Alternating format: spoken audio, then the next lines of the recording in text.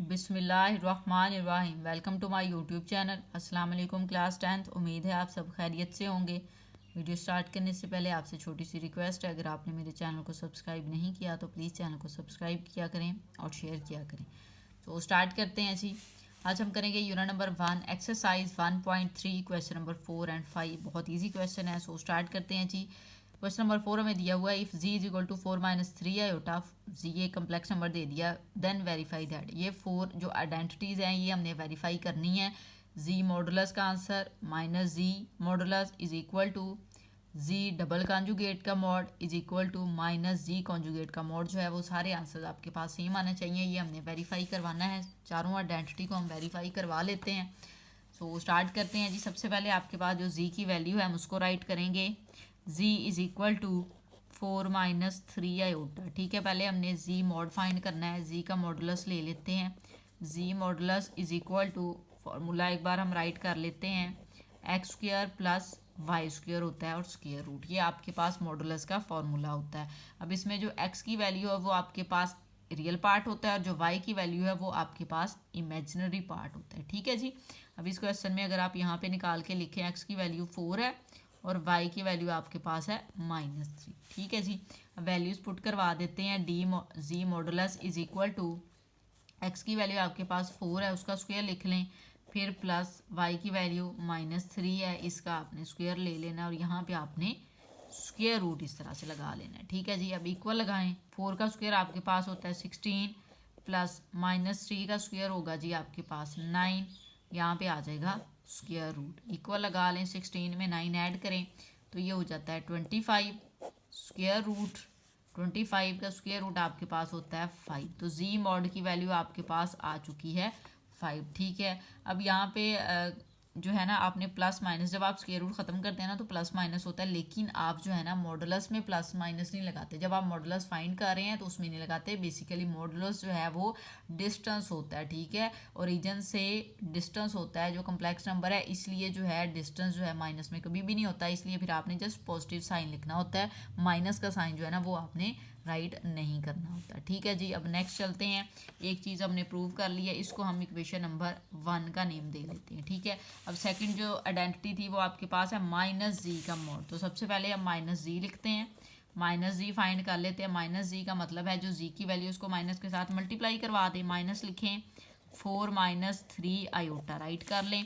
इसको आप मल्टीप्लाई करवाएंगे तो इनके साइन चेंज हो जाएंगे माइनस की वजह से, तो ये -4 और +3 आयोटा आ जाएगा। ये माइनस जी की वैल्यू आ गई। अब हमने इसका मॉड फाइंड करना है। सो यहाँ पे हम लिख लेते हैं minus G modulus is equal to square root A की एक्स की वैल्यू -4, इसका स्क्वायर ले लें, प्लस वाई की वैल्यू 3 है इधर तो उसका स्क्वायर ले लें। इस तरह से इक्वल लगाएं। -4 का स्क्वायर होता है 16 प्लस 3 का स्क्वायर होगा 9। ये जो माइनस है स्क्वायर की वजह से ख़त्म हो जाता होता है। जब भी आपके पास माइनस हो और एक्सपोनेंट में आपके पास इवन नंबर आ जाए तो माइनस जो है ना वो ख़त्म हो जाता है। ये आ जाएगा स्क्वायर रूट, इसको ऐड कर लें तो 25 आ जाएगा स्क्वायर रूट, और 25 का स्क्वायर रूट आपके पास होता है 5। ठीक है, तो माइनस जी मॉडुलस की वैल्यू भी आपके पास 5 आ चुकी है।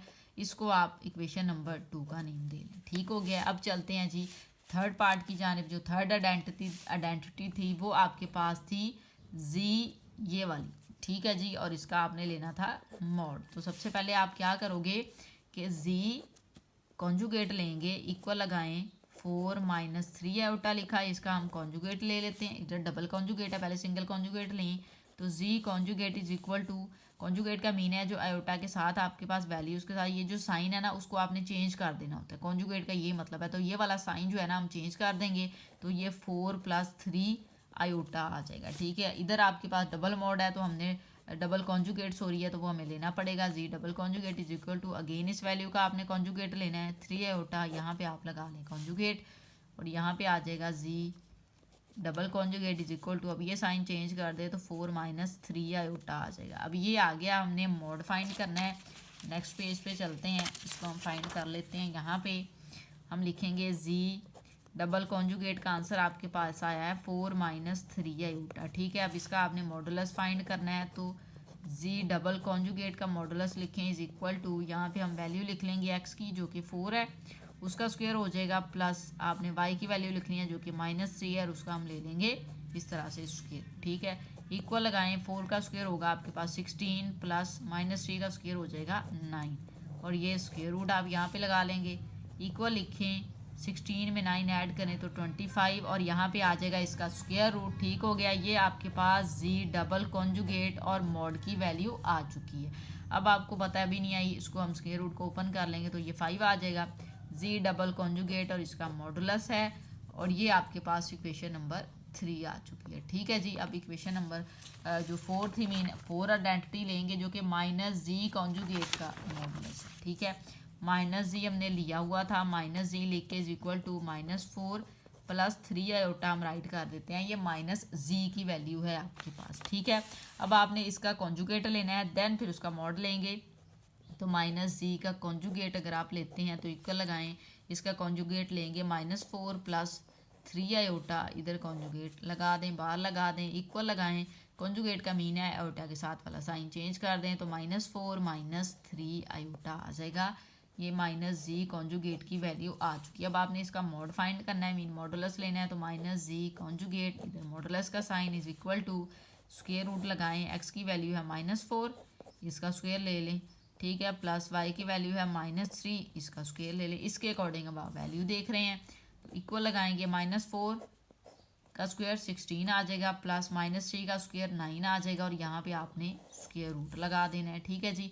16 में 9 ऐड कर लें तो 25 स्क्वायर रूट आ जाएगा, 25 का स्क्वायर रूट ओपन करेंगे तो 5 आ जाएगा, ठीक है। तो -जी कॉन्जुगेट का मॉड आपके पास -5 आ चुका है। ये इक्वेशन नंबर 4 है। सबके आंसर जो हैं वो सेम आ चुके हैं, प्रूव करना था आपने यही।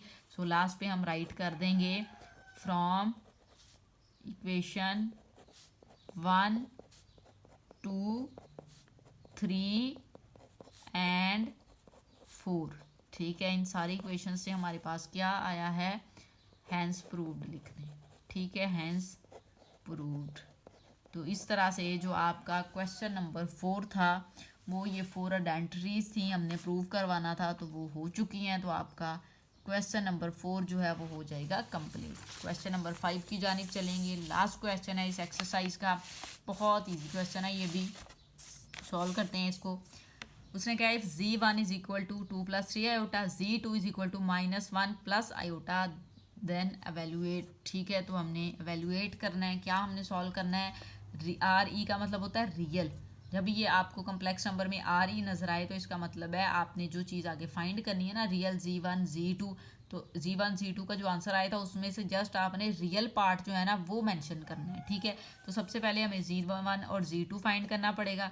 तो z1 और z2 हम ले लेते हैं, मीन मल्टीप्लाई कर लेंगे। z1 की वैल्यू आपके पास 2 + 3 आयोटा, और z2 की वैल्यू आपके पास है -1 प्लस आयोटा। इसको हम मल्टीप्लाई करवाएंगे, 2 को -1 के साथ करवाएं -2, 2 को आयोटा के साथ करवाएं +2 आयोटा, 3 आयोटा को -1 के साथ करवाएं -3 आयोटा, प्लस ये प्लस हो जाएगा, 3 आयोटा को आयोटा के साथ करवाएंगे तो 3 आयोटा स्क्वायर आ जाएगा आपके पास इस तरह से, ठीक है। इक्वल लगाएं, ये -2 एज इट इज़ लिखिए, -3 आयोटा में से 2 आयोटा को माइनस कर दें तो माइनस आयोटा आ जाएगा, प्लस यहाँ पे आपने 3 लिख लेना है। आयोटा स्क्वायर की प्लेस पे उसकी वैल्यू क्या होती है, -1, तो हमने वो लगा लेनी है इस तरह से।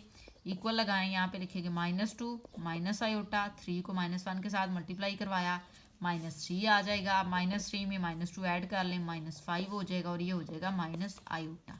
तो ये वैल्यू z1 और z2 की आ चुकी है। आपने रियल पार्ट इसका लिखना है, तो रियल RE लिख के z1 dot z2 is equal to, अब इसमें से रियल पार्ट कौन सा है, ये वाला है आपके पास रियल पार्ट, तो आप यहाँ पे -5 लिख देंगे, ठीक हो गया। तो इस तरह से ये जो आपका पार्ट नंबर 1 है ना क्वेश्चन नंबर 5 का, वो कंप्लीट हो जाता है। पार्ट नंबर 2 में भी IM लिखा हुआ, मीन इमेजिनरी आपने वैल्यूज इसी की बिल्कुल इसी तरह से आप इसको सॉल्व करेंगे, और लास्ट पे जस्ट आपने इमेजिनरी जो इसका पार्ट आया होगा ना वो लिख देना है पेपर में। आपको ज़ाहिर है ये 2 पार्ट सेपरेट करके नहीं आएंगे, सेपरेट करके आएंगे, ये कंबाइन करके नहीं आएंगे। तो कंबाइन आएंगे तो ज़ाहिर है हम यहाँ तक ये करके बस ये आंसर दोनों का लिख देंगे, लेकिन पेपर में ज़ाहिर है आपको सेपरेटली ये पूछा जाएगा, और इस तरह से भी आपको पहले इसको प्रॉपर यही सॉल्व करना पड़ेगा, z1 z2, देन फिर आप उसमें से इमेजिनरी लिखेंगे, ठीक है। तो यहाँ पे मैं अगेन अगर आपको सॉल्व करवा दूँ तो कोई मसला नहीं है, मेरे लिए भी इंशाल्लाह आपके लिए भी नहीं होगा। तो z1 ओवर z2 हम लिखेंगे अगेन, उसको फाइंड कर लेते हैं, 2 + 3 आयोटा और यहाँ पे आ जाएगा -1 प्लस आयोटा। मल्टीप्लाई इसको करवा लें, 2 को -1 तो वही -2 आ जाएगा, +2 आयोटा आ जाएगा, -3 आयोटा आ जाएगा। 3 आयोटा को आयोटा के साथ करवाएं तो +3 आयोटा स्क्वायर हो जाएगा आपके पास। ठीक है, इक्वल लगाएं, ये -2 लिखें, -3 आयोटा में से 2 आयोटा को माइनस करेंगे तो माइनस आयोटा, ग्रेटर वैल्यू का साइन माइनस आ गया और करेंगे हम माइनस, और ये आ जाएगा +3 आयोटा के स्क्वायर की प्लेस पे -1 उसकी वैल्यू लगा देते हैं। इक्वल लिखें, ये आ जाएगा -2 माइनस आयोटा -3 इक्वल लगाएं, ये हो जाएगा -5 और माइनस आयोटा। ठीक है, ये पहले भी ज़ाहिर है हमने फाइंड की थी, g1.g2 की वैल्यू यही आ गई थी आपके पास।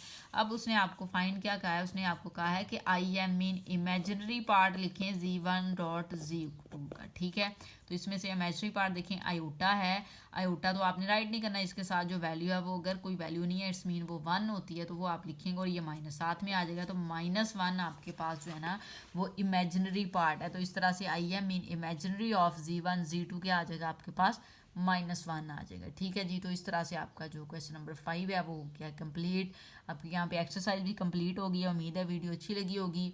इंशाल्लाह नेक्स्ट मिलते हैं नेक्स्ट एक्सरसाइज के साथ, नेक्स्ट वीडियो के साथ। वीडियो अच्छी लगे तो लाइक एंड शेयर ज़रूर करें। Thank you.